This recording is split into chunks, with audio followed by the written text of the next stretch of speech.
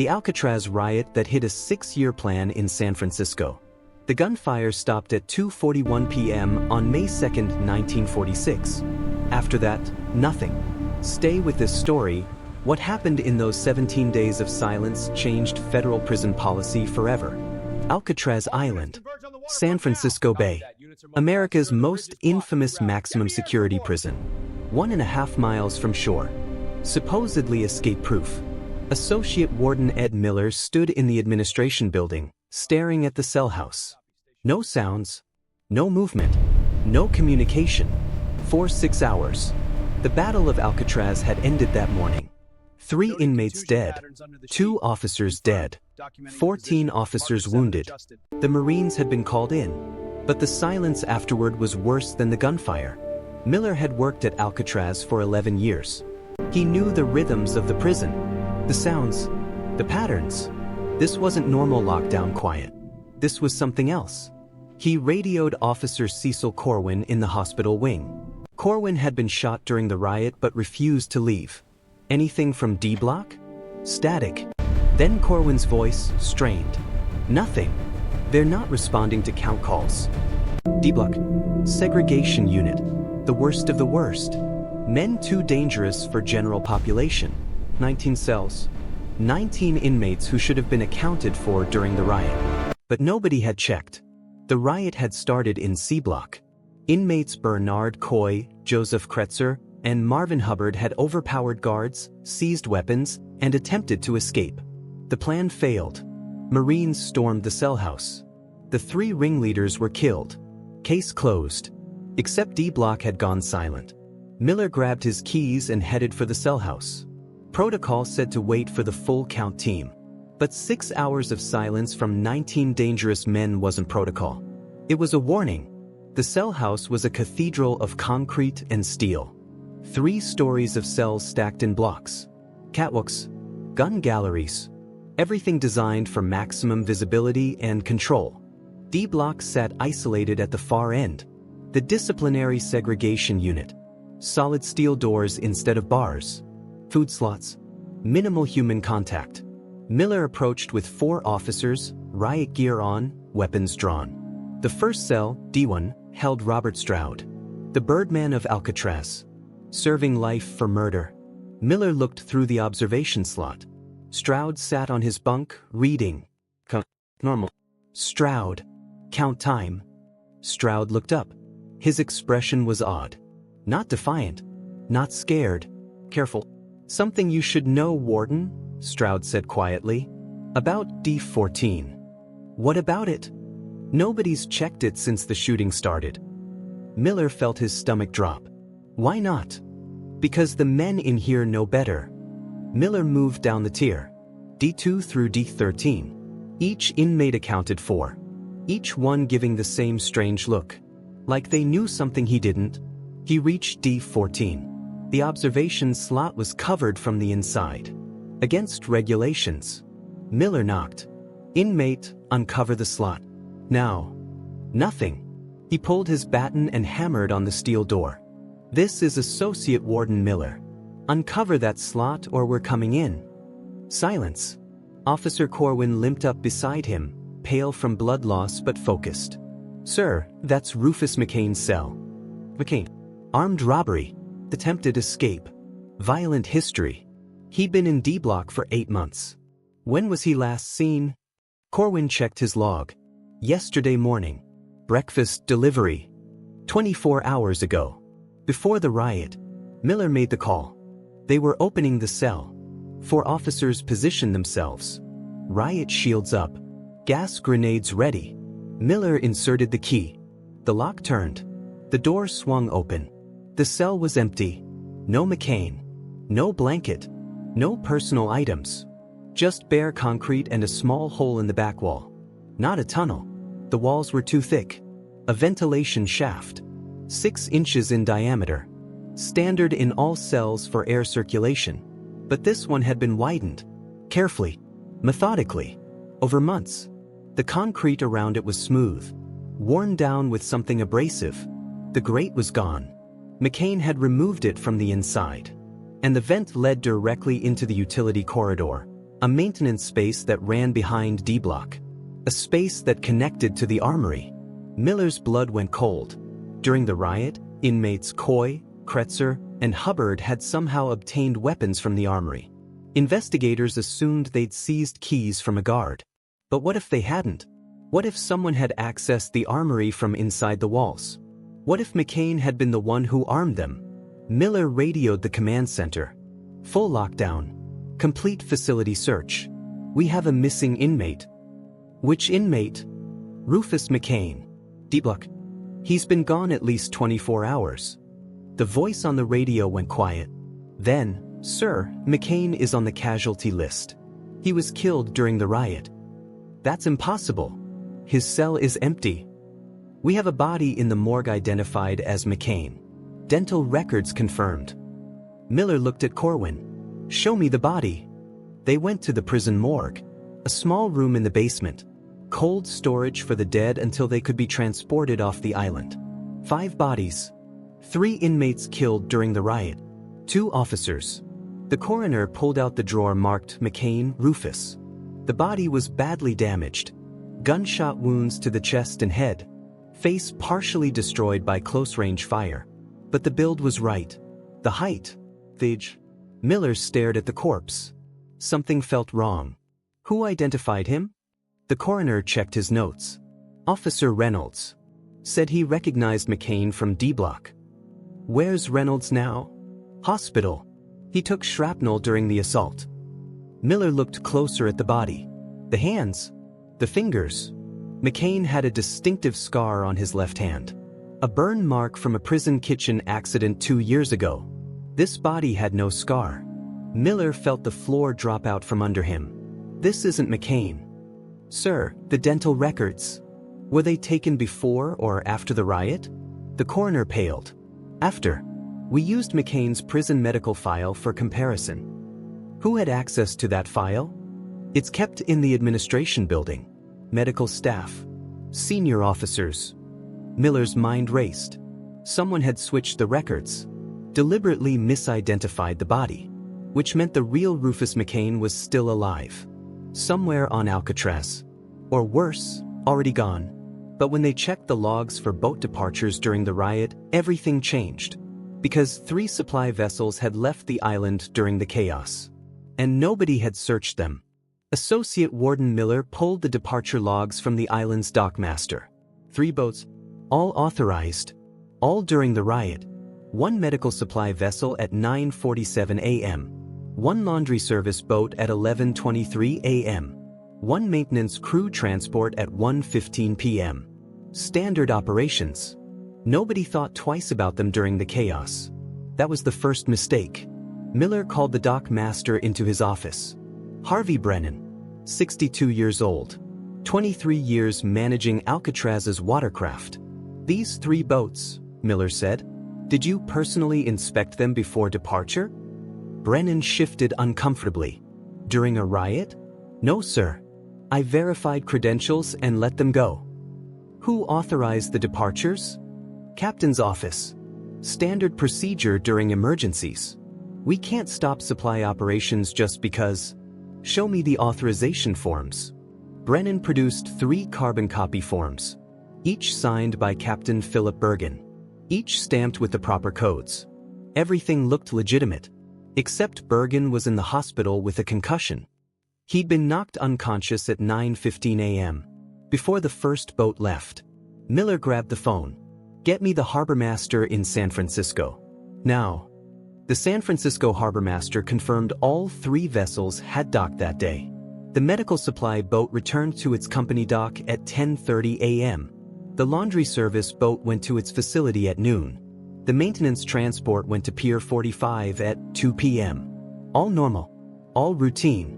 Miller asked the question that changed everything. Did anyone inspect the boats when they arrived? Inspect them for what? Unauthorized passengers. Long silence. Sir, these are contracted service vessels. We don't inspect them unless there's cause. Miller hung up and looked at Officer Corwin. McCain left on one of those boats. How? The riot was visible from the dock. Security was heightened. Because everyone was looking at the cell house. Nobody was watching the service areas. Miller pulled the prison layout. Alcatraz had multiple utility corridors, maintenance tunnels, service passages. The ventilation shaft in D14 connected to one of those passages, a passage that led to the dock level. McCain hadn't escaped during the riot. He'd escaped because of it. They found the first piece of evidence in the utility corridor behind D block. Officer Corwin's flashlight caught something on the ground. A piece of fabric. Prison issue gray. Fresh. Recently torn. The corridor showed signs of recent passage. Dust disturbed. Footprints in the grime. Miller followed the trail. It led through maintenance areas most guards never entered. Past the boiler room. Through the old cistern tunnels. Straight to the dock level. But here's what made Miller's hand shake. The route required keys. 3 separate locked doors between D block and the dock. McCain couldn't have gotten through them alone. Someone had helped him. Someone with access. Miller radioed the command center. I need a list of every officer who had dock-level access yesterday. Cross-reference with anyone who was near D block in the past month. The response came back in 20 minutes. For names. The 4th name made everything stop. Officer William Reynolds. The same man who'd identified McCain's body. They found Reynolds in the hospital wing, recovering from shrapnel wounds. Minor injuries. Nothing life-threatening. Convenient. Miller sat down beside his bed. Tell me about McCain. Reynolds looked genuinely confused. He's dead. I identified him myself. The body you identified had no scar on the left hand. McCain had a distinctive burn mark. Reynolds went pale. I didn't check his hands. The face was destroyed. I know. Almost like someone wanted to make identification difficult. You think I'm lying? I think you made a mistake. Or you were told to make one. Reynolds sat up despite the pain. Sir, I've worked here for 8 years. I've never. Your key card accessed the D block maintenance door 3 times in the past week. Off shift. Explain that. Reynolds' expression changed. Fear replaced confusion. I was asked to check ventilation issues. By who? Maintenance supervisor. Said there were air quality complaints from D block. What's his name? Carter. James Carter. Miller felt the pieces falling into place. Where's Carter now? The hospital administrator checked records. He called in sick yesterday morning. Haven't heard from him since. James Carter had worked at Alcatraz for 6 years. Exemplary record. Quite efficient. His personnel file showed he'd served in the Navy. Engineering division. Honorable discharge. But when Miller dug deeper, something didn't add up. Carter's employment application listed a previous address in Oakland. Miller called the Oakland police. No record of James Carter at that address. No utility bills. No voter registration. No proof he'd ever lived there. Miller pulled Carter's fingerprints from his hiring file. He sent them to the FBI. The response came back in 4 hours. The prints belonged to someone else. Raymond Tasker. Former Navy engineer. Dishonorably discharged in 1942 for theft of military property. Last known associate, Rufus McCain. They'd served together before McCain's conviction. Carter wasn't a maintenance supervisor. He was McCain's partner. And he'd been working at Alcatraz for 6 years, positioning himself. Waiting. Miller ordered a full search of Carter's quarters. They found his room empty. Cleared out. No personal items. No evidence. But in the maintenance office, they found Carter's work logs. 6 years of detailed notes about Alcatraz's infrastructure. Security systems. Guard rotations. Boat schedules. And in the back of his desk drawer, hidden under false bottom, blueprints. Not prison blueprints. Bank blueprints. Federal Reserve Bank of San Francisco. Main vault. Security systems. Guard positions. Everything needed to plan a robbery. Officer Corwin stared at the documents. Why would McCain need bank blueprints? Miller's stomach sank. Because he wasn't escaping to freedom. He was escaping to commit a crime. Using what? He left with nothing. Did he? They returned to D block. To cell D14. Miller examined the ventilation shaft again, carefully, looking for what he'd missed. Behind the widened opening in the utility space was a small hollow. Inside that hollow was a bag. Canvas. Heavy. Miller pulled it out. Inside were tools. Professional locksmith tools. High grade, not prison-made. And a set of credentials. Federal Building Maintenance ID. Perfect forgery. Dated 2 weeks ago. McCain hadn't just escaped. He'd left equipped for his next job. Miller called the FBI. Special Agent Howard Chen arrived by helicopter within the hour. Chen listened to everything, examined the evidence, reviewed the boat logs. Then he made a phone call that turned Miller's blood to ice. Federal Reserve reported an attempted intrusion last night, Chen said. Maintenance crew tried to access the vault level after hours. Security stopped them. 2 men fled. Did they get descriptions? White males. 40s. One had a distinctive scar on his left hand. McCain. He'd already tried to hit the bank. Less than 24 hours after escaping. Chen looked at Miller with an expression that said everything had gone wrong. The 17 days of silence, Miller said slowly. After the riot, why didn't anyone check D-Block immediately? Standard procedure during armed conflict. Secure the active threat first. But you said the shooting stopped at 2:41 p.m. The Marines declared the cell house secure by 3 o'clock. That's 19 minutes. Someone should have done a head count. Chen pulled the incident reports. Official timeline. Every action documented. His face changed as he read. The count was delayed, he said quietly. By who? Captain Bergen. Before he was knocked unconscious. He specifically ordered D-Block count postponed until the morning. Said the men there were secure and posed no immediate threat. Bergen was hit at 9:15.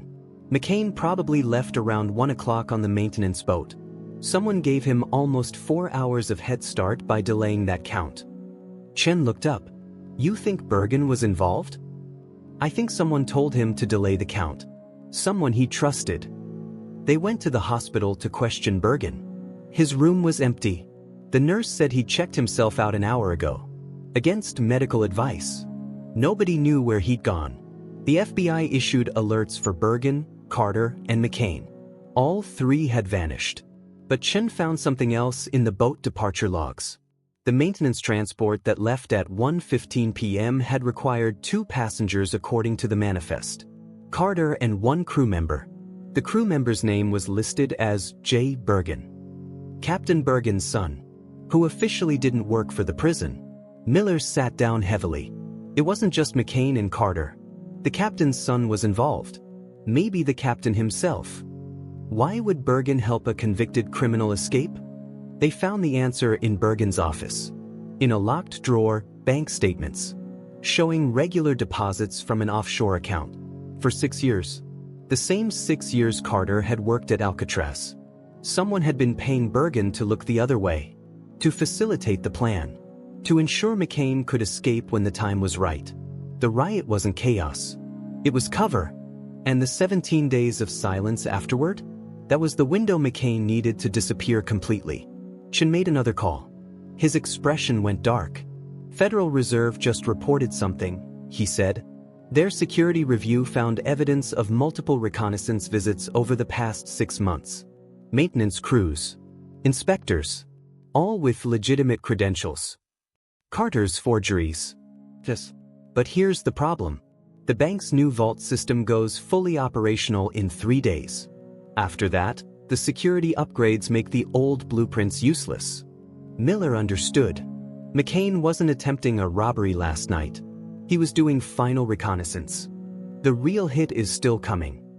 When? Chen looked at the calendar. They have a 3-day window. After that, it's impossible. Miller stared at the evidence spread across the desk. 6 years of planning. Multiple conspirators. A timed escape during a riot that killed 5 people. All for a bank robbery that hadn't happened yet.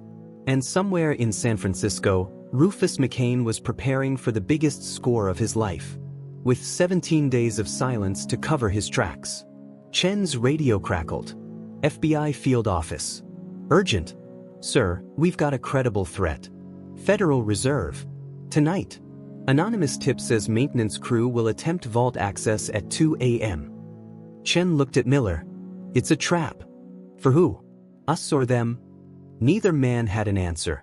The FBI set up surveillance around the Federal Reserve at 10 p.m. Snipers on rooftops. Undercover agents in maintenance uniforms. Armored response teams in unmarked vehicles. Special Agent Chin coordinated from a command post 3 blocks away. Associate Warden Miller sat beside him, watching monitors. "Something's wrong," Miller said. "What?" "McCain spent 6 years planning this. He doesn't make mistakes. That attempted intrusion last night, security stopped them too easily. Maybe they weren't as prepared as we thought. Or maybe they wanted to be seen." Chen's radio crackled. "All units, movement at service entrance. 2 subjects in maintenance uniforms approaching." Miller watched the screen. 2 men. Right build. Right timing. Too perfect. "It's not them," Miller said suddenly. "How do you know?" "Because McCain's smart enough to know we'd be waiting. This is a diversion." Chen grabbed his radio. "All units hold position. Do not engage. Surveillance only." The 2 men at the service entrance produced credentials. Legitimate maintenance company. Scheduled overnight HVAC repair. Actual workers. Not McCain. Chen turned to Miller. "If this is a diversion, what's the real target?" Miller pulled out the blueprints they'd found in Carter's office. He'd been staring at them for hours. Something had bothered him from the beginning. The blueprints showed the Federal Reserve vault system. But there were notations. Handwritten. In the margins. Not about the vault. About water lines. Sewage systems. Underground infrastructure. These aren't robbery plans. They're escape routes. Escape from where? Miller traced the water lines on the blueprint. They connected to the San Francisco municipal system, which connected to something else. The bay. Specifically, the area near Alcatraz. Miller's blood went cold. "The 17 days of silence," he said. "What if it wasn't about giving McCain time to escape? What if it was about giving someone time to get in?" They raced back to Alcatraz by Coast Guard cutter. The island appeared quiet. Normal lockdown procedures. Nothing unusual. But Miller went straight to D block. To McCain's empty cell. He examined the ventilation shaft again. The widened opening. The route to the utility corridors. "Everyone assumed McCain escaped through here," Miller said. "But what if the route works both ways?" Chen understood. "You think someone came in through this shaft? During the riot, when everyone was focused on C block, when the shooting and chaos created perfect cover. They followed the utility corridor, past the boiler room, through the cistern tunnels. But this time, Miller looked up. The ceiling had maintenance hatches. Access points to the level above. One hatch showed fresh scratches around the locking mechanism. They opened it. Inside was a crawl space that led to the administration building. Specifically, to the records vault, where Alcatraz kept classified files. Inmate records. Staff files. Security protocols. And something else. Evidence storage. Miller's hands shook as he unlocked the evidence room. Inside were boxes. Decades of confiscated materials.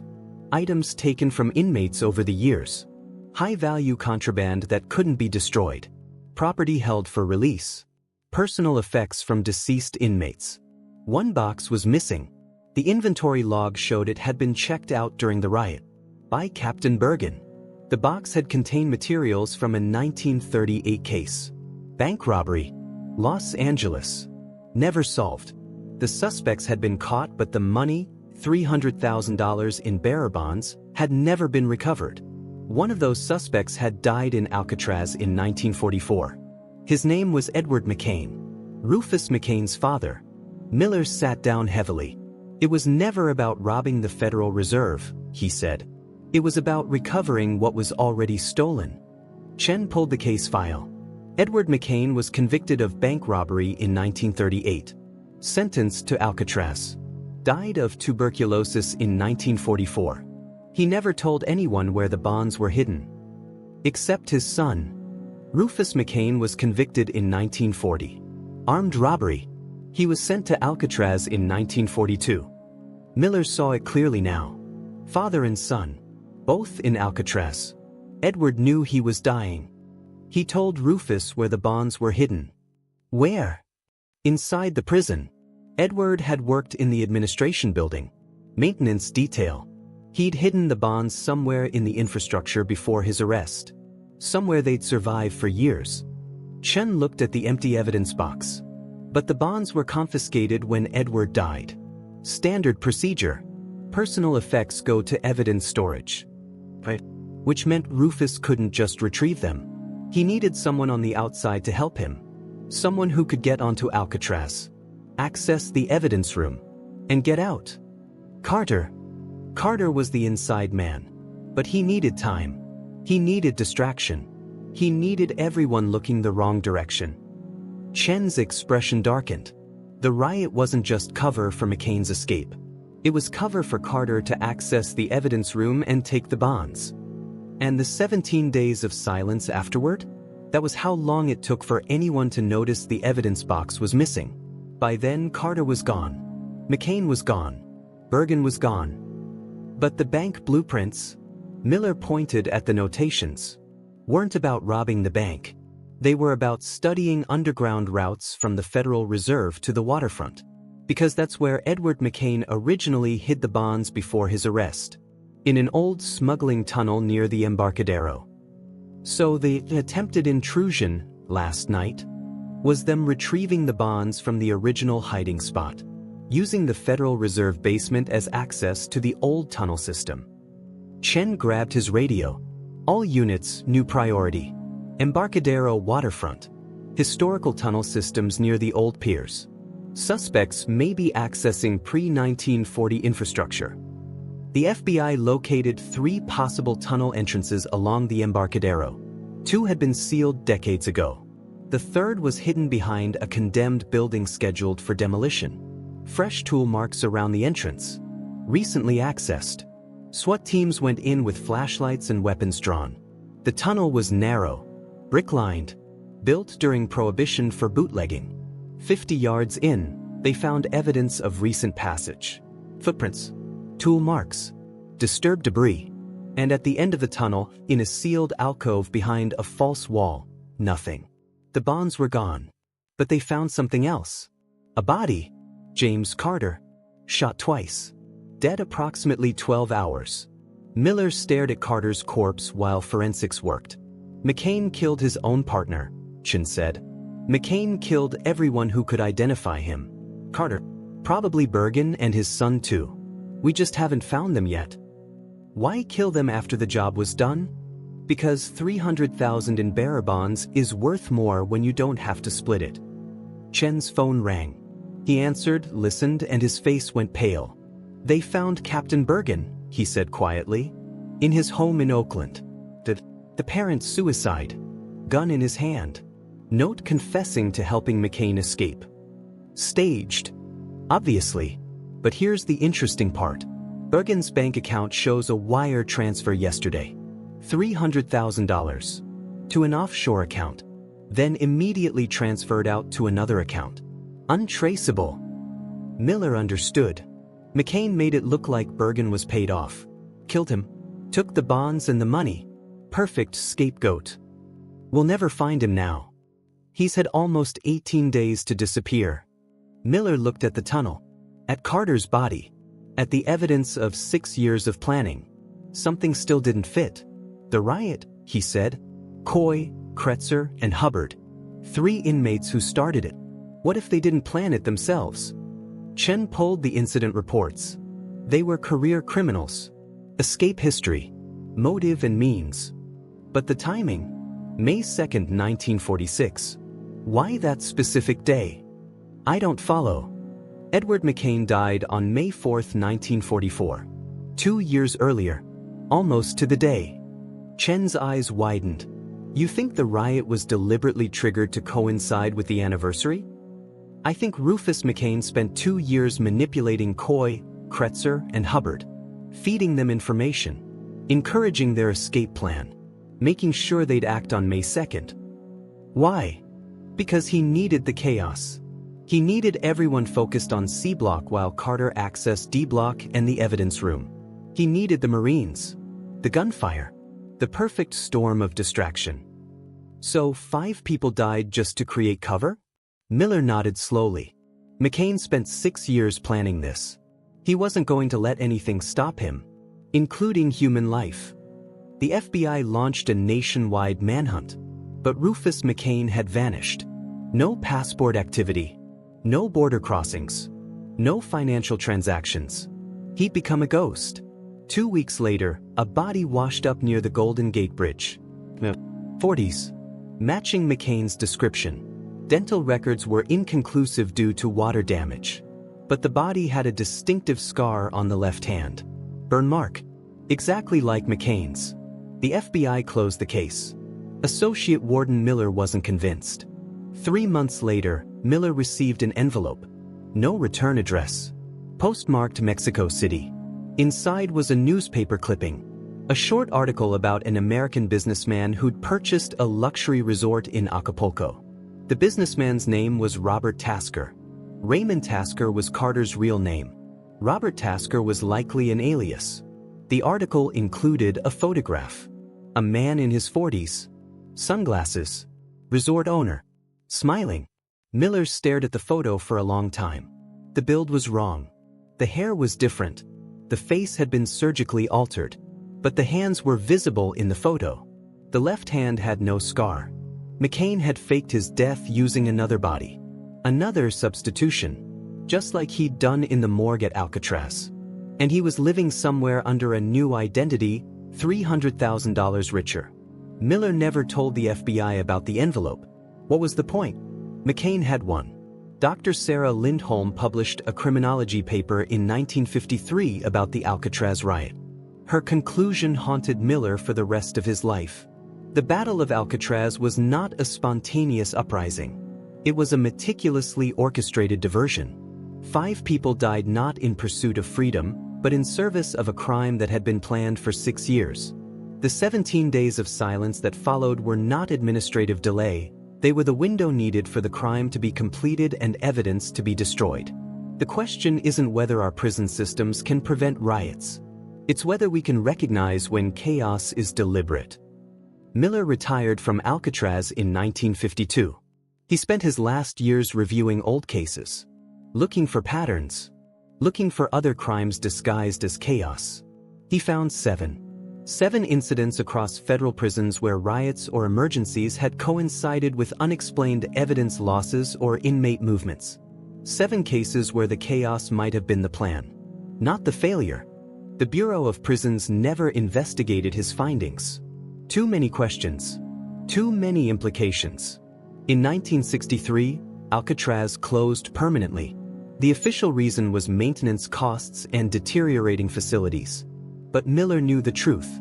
The prison had been compromised, not by a single escape attempt, but by the realization that the most secure facility in America had been manipulated by one man for 6 years. And nobody had noticed until it was too late. The body that washed up near the Golden Gate Bridge was buried in a pauper's grave. Officially identified as Rufus McCain. Case closed. But in Acapulco, a resort owner named Robert Tasker lived quietly for another 30 years. He died in 1976. Natural causes. Wealthy. Respected. His will left everything to charity. No family. No known associates. His legal documents showed he'd immigrated from Canada in 1948. Perfect history. Perfect credentials. No connection to Rufus McCain, except for one detail in his medical records. An old burn scar on his left hand. Treated in 1944. The same year Edward McCain died in Alcatraz. The same scar that was missing from the body in the bay. This could happen again. Because the lesson of Alcatraz's 17 days isn't about escape. It's about how easy it is to hide the truth inside chaos. How violence can mask precision. How everyone looking at the obvious threat misses the careful crime happening in the shadows. Rufus McCain didn't break out of Alcatraz.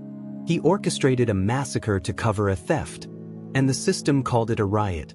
If this story shook you, the next one will be worse.